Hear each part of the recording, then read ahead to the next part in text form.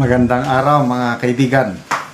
Dumako naman tayo ngayon sa Marikina na kung saan tumatakbong mayor si Congresswoman Stella Kimbo. So ito po, post ni Mr. Real Talker. So, labanan sa mayor. Maan Chudoro, 144,477. Stella Kimbo, 113,424. So, ang lamang is 31,000. Medyo malayo na yan. Magpasa tayo ng mga ilang comments. Deserve, sabi ni Impel Manaay. Raymond Soliman, talo si teacher. MG Dwice, nako, nadali ka na. Manny Malang, hehehe, talo si Stella, buti nga. Sugar Babe Dole, Marisa Stella, enjoy your luxury bags and watch na lang. Emil Perez, tapos ang pangarap ni Miss Tapia.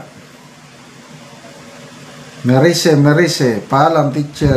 So, 31,000 na lamang, medyo mahirap nang habulin yan.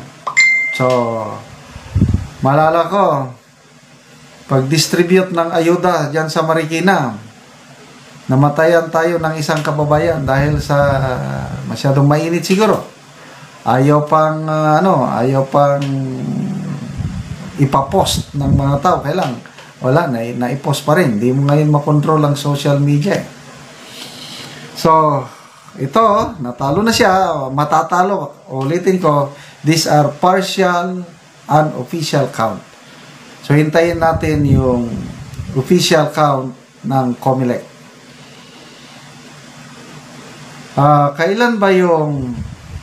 Kailan yung oral argument sa Supreme Court tungkol sa 2025 national budget, yung sinampa ni na Attorney Vic Rodriguez, Congressman Ocab, if I'm not mistaken, May 18. Malapit na.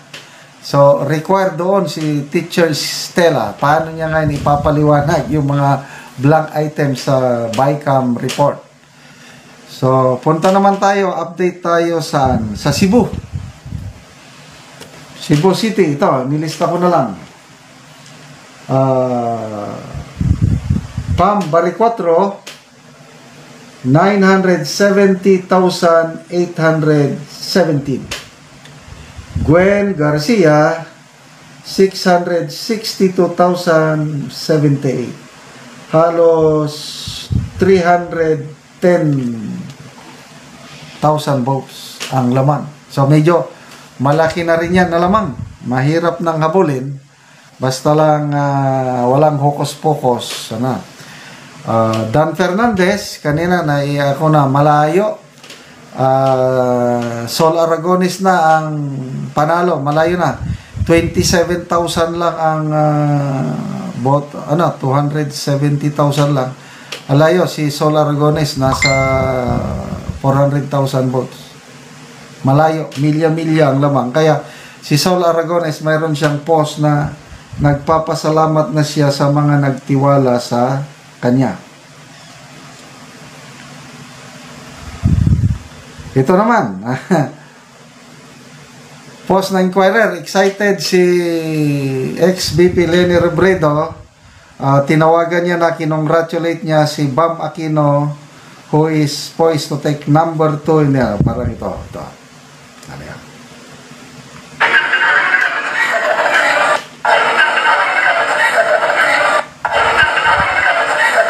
Tumatawag siya.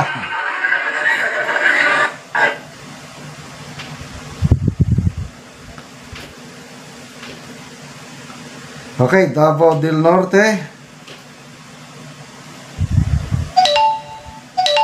Okay.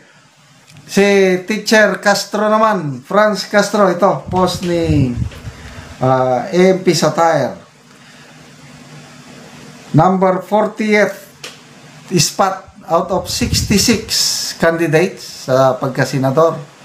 Number 40, si Franz Castro as of latest count, nakakuha lang siya ng 3 million votes, 3,521,787 votes. Yan.